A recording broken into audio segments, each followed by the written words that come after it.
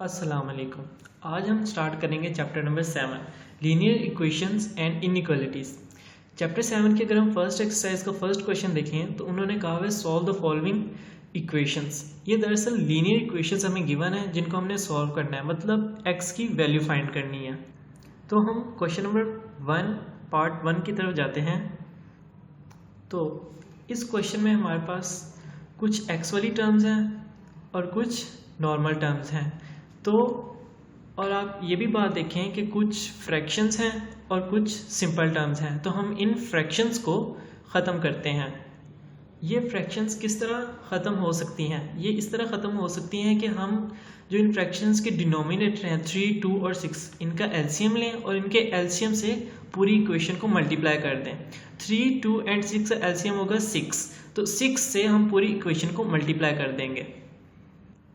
तो इस तरह हमने पूरी इक्वेशन को 6 से मल्टीप्लाई कर दिया। अब हम इसको मज़ीद सॉल्व करेंगे तो हमारे पास ये आ गया। अब हम एक्स वाली टर्म्स को एक साइड पर लेकर जाएंगे तो इसका आंसर आएगा final -5x is equal to 1 और फाइनल आंसर हमारे पास आ जाएगा x इज इक्वल टू -1 और 5, जिसे हम सोल्यूशन सेट में लिख देंगे इस तरह से। तो हमारे चैप्टर 7 एक्सरसाइज 7.1 क्वेश्चन नंबर 1 का पार्ट 1 कंप्लीट हुआ। ये नेक्स्ट पार्ट है। नेक्स्ट पार्ट भी बिल्कुल सिंपल है। हम इन दोनों फ्रैक्शंस को ख़त्म करने के लिए 2 और 3 का जो एलसीएम आएगा उससे हम पूरी इक्वेशन को मल्टीप्लाई कर देंगे। 2 और 3 का एलसीएम होगा 6, तो हम पूरी इक्वेशन को 6 से मल्टीप्लाई कर देंगे।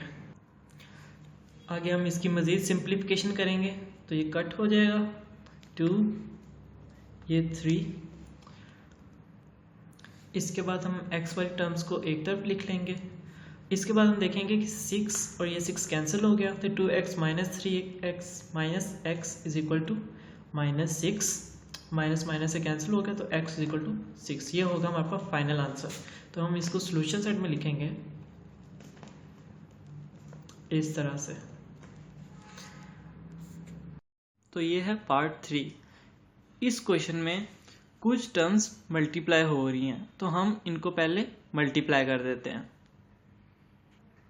इस तरह से जो टर्म्स मल्टीप्लाई हो रही थी उनको हमने इस तरह लिख दिया।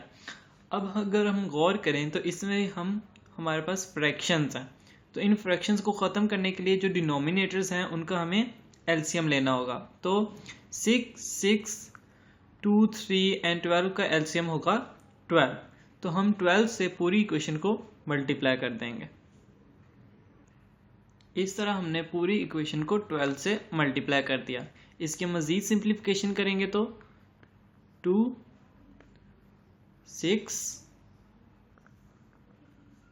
12 से कट गया, 3, 4,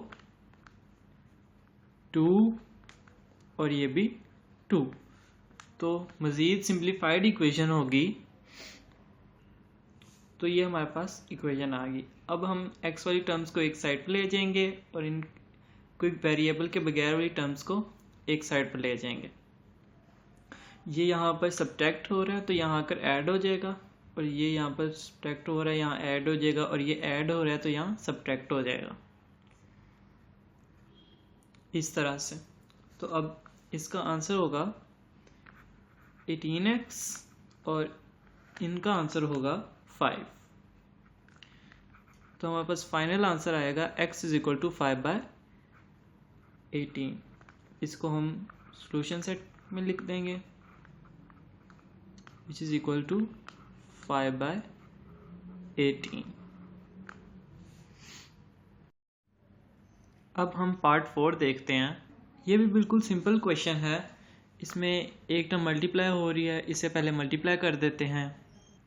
उसके बाद कुछ फ्रैक्शंस हैं उन्हें सिंपल टर्म्स में कन्वर्ट कर देंगे। कैसे करेंगे? Multiply by LCM. 3 एलसीएम 3 ही होगा, तो इसे पूरी इक्वेशन को 3 से मल्टीप्लाई कर देंगे। इस तरह से हमने पूरी इक्वेशन को 3 से मल्टीप्लाई कर दिया। अब हम इसको मज़ीद सिंप्लीफाई करेंगे। 3 से कट हो जाएगा, ये 3 इस 3 से कट हो जाएगा और हमारे पास इक्वेशन आएगी ये। तो इसमें x वाली टर्म्स को एक साइड पर ले जाएंगे और वेरिएबल के बगैर वाली टर्म्स को एक साइड पर ले जाएंगे इस तरह से। तो इसका आंसर आएगा 15x और -4 -1 -5। तो फाइनल आंसर होगा x इक्वल टू -5 और 15। इसकी भी मज़ीद सिंप्लीफिकेशन हो सकती है, x इक्वल टू -1/3। इसको सोल्यूशन सेट में लिख देंगे। Solution set is equal to -1/3। Part 5 भी बिल्कुल सिंपल है। दो हमारे पास फ्रैक्शंस हैं और दो सिंपल टर्म्स है। फ्रैक्शन में न्यूमरेटर में दो टर्म्स मल्टीप्लाई हो रही हैं, इन्हें पहले मल्टीप्लाई कर देते हैं। अब हम फ्रैक्शंस के डिनोमिनेटर जो कि 6 और 9 है, इनका एलसीएम से पूरी इक्वेशन को मल्टीप्लाई करेंगे। 6 और 9 का एलसीएम होगा 18, तो 18 से हम पूरी फ्रैक्शन को मल्टीप्लाई कर देंगे इस तरह से। तो 6, 3 और ये 9 और 18 से कटिंग हो जाएगी। तो इसकी मज़ीद सिंप्लीफाइड फॉर्म होगी ये। तो इसमें x वाली टर्म्स को एक साइड पे लिख देंगे और कांस्टेंट्स को एक साइड पे रख देंगे इस तरह से। तो इसका आंसर होगा -x is equal to 63। Final answer हमारे पास आएगा x is equal to -63। Solution set में लिख देंगे इस तरह से। नंबर 6, पार्ट नंबर 6 भी बिल्कुल सिंपल है। इसमें हमारे पास दो x वाली टर्म्स वाली फ्रैक्शंस हैं और एक कांस्टेंट टर्म है। इसे हम यहीं पर रहने देंगे और x वाली टर्म को यहाँ ले जाएंगे। इस तरह से हमने ये वाली पूरी फ्रैक्शन यहाँ ले आए। यहाँ सब्ट्रैक्ट हो रही थी तो यहाँ हमने ऐड कर दी। तो अगर हम इन दोनों की डिनोमिनेटर्स को देखें तो हम इन दोनों की डिनोमिनेटर को हमने सेम बनाना है ताकि हम इन दोनों को ऐड कर सकें। तो अगर हम गौर से देखें तो इसको हम x3 कॉमन ले सकते हैं और x-2 की फॉर्म में लिख सकते हैं। तो इस तरह से अब हम इजीली इन दोनों फ्रैक्शंस के डिनोमिनेटर को सेम कर सकते हैं। कैसे इक्वल कर सकते हैं? मल्टीप्लाई बाय इस फ्रैक्शन के डिनोमिनेटर और न्यूमरेटर को मल्टीप्लाई बाय 3 कर दें। इस तरह से हमने इसे लिख दिया। अब हम इन दोनों फ्रैक्शंस को ऐड कर देते हैं। तो ये अब यहाँ डिवाइड हो रहा है तो यहाँ चला जाएगा, मल्टीप्लाई कर देंगे किस तरह से। 7x is equal to 2 multiply by 3 multiply by x-2। 2 3 6, 7 x-2। अब हम 6 को x-2 से मल्टीप्लाई करेंगे तो 7x is equal to 6x-12। 6s यहाँ ऐड हो रहा है तो यहाँ जाकर सब्ट्रैक्ट हो जाएगा।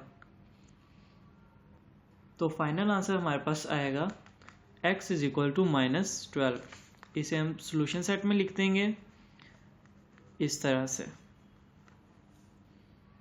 पार्ट 7 बहुत सिमिलर है पार्ट 6 से। इसमें भी हमारे पास दो x वाली टर्म्स हैं और एक सिंपल टर्म है। x वाली टर्म को हम यहाँ ले आएंगे। उसके बाद इस फ्रैक्शन के डिनोमिनेटर में से 2 कॉमन ले लेंगे इस तरह से। तो उसके बाद हमने इन दोनों को ऐड करने हैं। उसके लिए इस फ्रैक्शन के डिनोमिनेटर को सेम होना चाहिए। तो ये कैसे सेम हो सकता है? अगर हम इस फ्रैक्शन के न्यूमरेटर और डिनोमिनेटर को मल्टीप्लाई बाय 2 कर दें। अब हम इनको सिंपली ऐड कर देंगे किस तरह से। 4x + 5 over 2x + 5 is equal to 2/3। अब हमारे पास दो फ्रैक्शंस हैं। अब हम इन दोनों फ्रैक्शंस को क्रॉस मल्टीप्लाई कर देंगे। मतलब 4x + 5 3 से मल्टीप्लाई हो जाएगा और 2x + 5 से मल्टीप्लाई हो जाएगा इस तरह से। अब हम इनको मज़ीद सिंप्लीफाई करेंगे। अगर 4x + 10 और ये 3 4x + 5, अब इन दोनों टर्म्स को आपस में मल्टीप्लाई कर देंगे। अब हमारे पास ये वाली x वाली टर्म यहाँ चली जाएगी। x वाली टर्म्स को एक साइड पर लिख देंगे और कॉन्स्टेंट्स को एक साइड पर रख देंगे इस तरह से। तो हमारा इसका आंसर होगा -4x is equal to -5। Minus minus से कैंसिल हो गया तो फाइनल आंसर हमारा हुआ x इज इक्वल टू 5/4। इसे हम सोल्यूशन सेट में लिख देंगे। Solution set is equal to 5/4। Part 8 इसमें हमारे पास 4 फ्रैक्शंस गिवन है जिनमें दो फ्रैक्शन में x वाली टर्म इन्वॉल्व है और 2 फ्रैक्शन सिंपल हैं। तो हम x वाली फ्रैक्शंस को एक साइड पर लिख देंगे और सिंपल फ्रैक्शंस को एक साइड पर रख देंगे।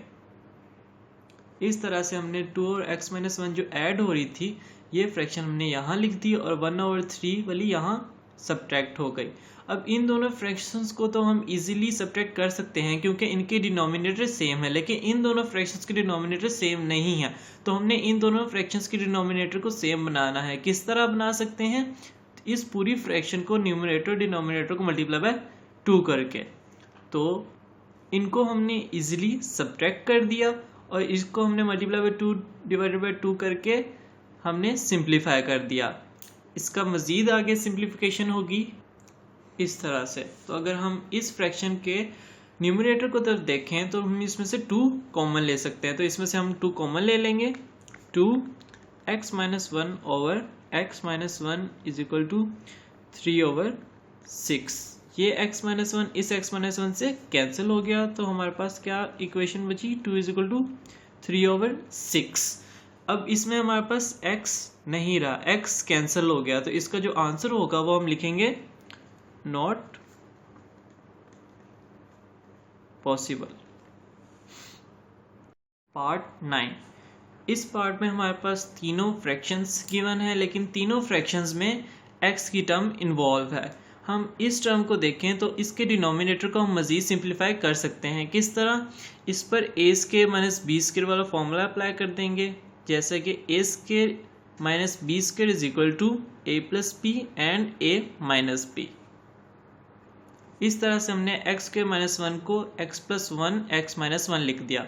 अब हम इस पूरी फ्रैक्शन को x प्लस 1 और x माइनस 1 से मल्टीप्लाई कर देंगे ताकि ये पूरी इक्वेशन फ्रैक्शन लेस हो जाए।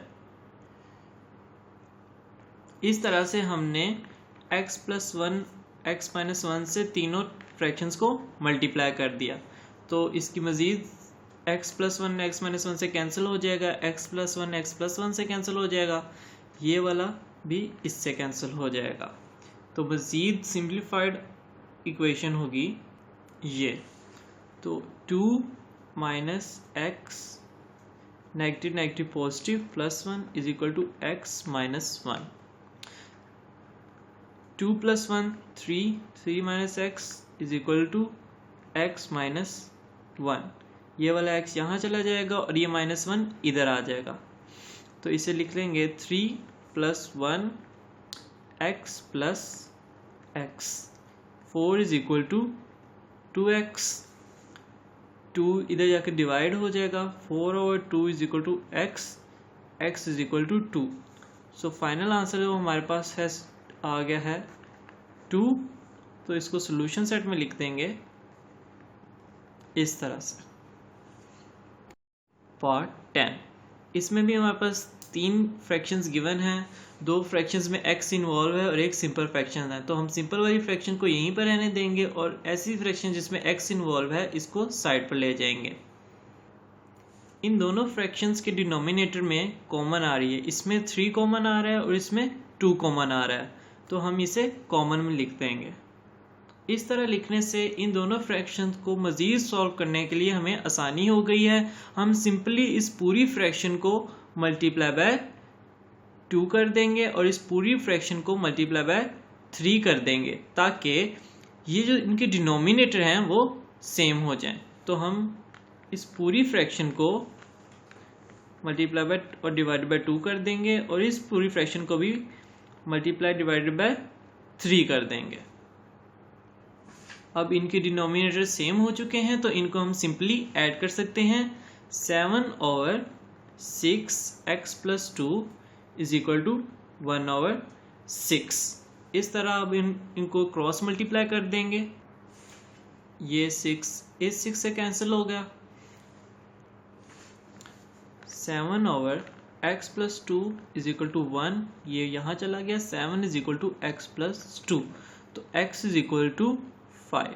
ये होगा हमारे पास फाइनल आंसर। इसे हम सॉल्यूशन सेट में लिख देंगे इस तरह से। Question number 2 of exercise 7.1। इस क्वेश्चन में हमारे पास कुछ रेडिकल इक्वेशंस गिवन हैं जिन्हें हमने सॉल्व करना है। रेडिकल इक्वेशन ऐसी इक्वेशन होती है जिसमें जो वेरिएबल होता है वो एक रेडिकल साइन के अंडर आ रहा होता है। क्वेश्चन में उन्होंने ये भी पूछा है कि चेक फॉर एक्सट्रेनियस सॉल्यूशन। तो अभी हम पार्ट 1 की तरफ जाएंगे। तो ये हमारे पास एक रेडिकल इक्वेशन गिवन है जिसमें एक वेरिएबल जो है वो एक रेडिकल साइन के अंडर आ रहा है। तो ये इसे क्या कहेंगे, एक रेडिकल इक्वेशन। इसे सॉल्व करने के लिए हम देखेंगे कि एक तो स्क्वायर रूट है, तो इसे खत्म करने के लिए स्क्वायर कर देंगे बोथ साइड पर। So squaring at both sides, square square root से कट जाएगा, 2 की पावर 2 4, ये 4 इधर जाकर सब्ट्रैक्ट हो जाएगा। तो आंसर आएगा 3x is equal to 0 and final answer will be x is equal to 0। अब हमने चेक करने हैं कि क्या ये इसका एक्सट्रेनियस सॉल्यूशन है या नहीं है। तो इसके लिए हम ये जो हमारे पास आंसर आया है इसको हम ओरिजिनल इक्वेशन में पुट कर कर देखेंगे, और अगर इस इक्वेशन में अगर पुट कर कर देखेंगे और इसने इस इक्वेशन को सेटिस्फाई कर दिया, मतलब ये और ये एक दोनों के इक्वल आ गए, इसका मतलब कि ये एक्सट्रेनियस सॉल्यूशन नहीं है और इसे हम सॉल्यूशन सेट में लिख सकते हैं। तो हम चेक करते हैं इसे। तो हमने x की वैल्यू x के अंदर ओरिजिनल इक्वेशन के अंदर पुट कर दी, 0 3 से मल्टीप्लाई हुआ तो ये खाली रह गया 4, 2 इज इक्वल टू 2। तो इसने, इस आंसर ने इस ओरिजिनल इक्वेशन को सेटिस्फाई कर दिया है। तो हम इसे सॉल्यूशन सेट में लिख सकते हैं, solution set is equal to 0 इस तरह से। पार्ट नंबर 2, इसमें सबसे पहले हम इस माइनस सिंपल वाली टर्म को एक साइड पर लिख देंगे और रेडिकल साइन वाली टर्म को यहीं पर रहने देंगे। क्यूब रूट खत्म करने के लिए दोनों तरफ क्यूब ले लेंगे, क्यूब रूट से कैंसिल हो जाएगा, 2 की पावर 3 8 इस तरह से। तो ये 4 यहाँ सब्ट्रैक्ट हो रहा है, यहाँ जाकर ऐड हो जाएगा। इसको हम लिख सकेंगे 2x इज इक्वल टू 8 + 4 12, ये यहाँ मल्टीप्लाई हो रहा है, यहाँ जाकर डिवाइड हो जाएगा, 12/2 इज इक्वल टू 6। अब हम इस सोल्यूशन को चेक करेंगे कि क्या ये एक्सट्रेनियस सोल्यूशन इस इक्वेशन का है या नहीं है। तो हम चेक करते हैं, 2 6 12, 12 12 - 4 is equal to -2, 12 - 4 8, 8 - 2 is equal to 0। 8 की क्यूब रूट क्या होता है 2, 2 - 2 is equal to 0 which is 0 is equal to 0। तो इस रूट ने हमारी ओरिजिनल इक्वेशन को सेटिस्फाई कर दिया है, तो ये एक्सट्रेनियस सॉल्यूशन नहीं हुआ। तो इसे हम सॉल्यूशन सेट में लिख सकेंगे, solution set is equal to 6। Number 3, ये भी बहुत सिमिलर क्वेश्चन है पिछले क्वेश्चंस की तरह। इसमें हम 7 वाली टर्म को इस तरफ ले जाएंगे, x - 3 इज इक्वल टू 7। इसमें हम एक स्क्वायर रूट है तो इसे खत्म करने के लिए स्क्वायर ले लेंगे। तो squaring at both sides, square square root से कैंसिल हो जाएगा, 7 की पावर 2 49, 3 यहाँ सब्ट्रैक्ट हो रहा है तो यहाँ जाकर ऐड हो जाएगा। तो हमारे पास फाइनल आंसर होगा x इज इक्वल टू 52 इस तरह से। तो अब हम इसे चेक करेंगे, we will check for extraneous solutions. जो वैल्यू हमारे पास आई उसको हमने ओरिजिनल इक्वेशन में x की जगह पुट कर दिया। तो 52 - 3 is equal to 49 - 7 is equal to 0। 49 का स्क्वायर रूट होता है 7, 7 - 7 इज इक्वल टू 0, तो 0 इज इक्वल टू 0। तो इस रूट ने हमारी ओरिजिनल इक्वेशन को सेटिस्फाई कर दिया है, हम इसे सॉल्यूशन सेट में लिख सकते हैं इस तरह से।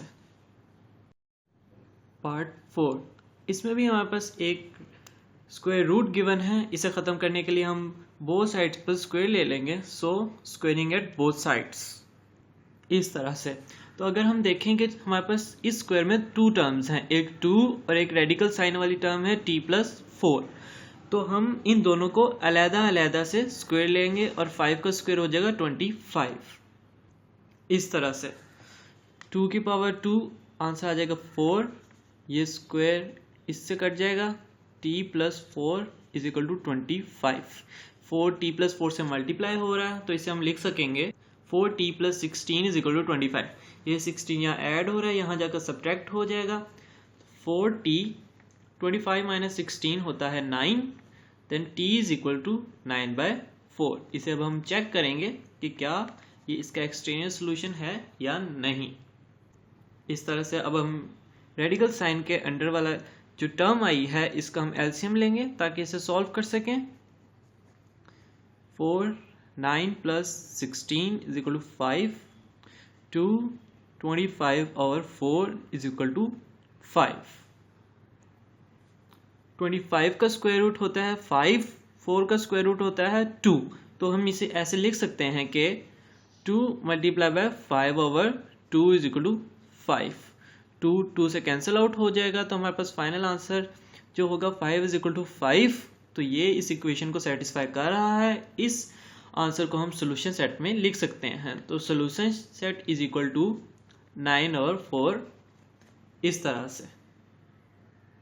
पार्ट नंबर 5, इस पार्ट में हमारे पास दोनों left hand side right hand side पर एक रेडिकल साइन गिवन है।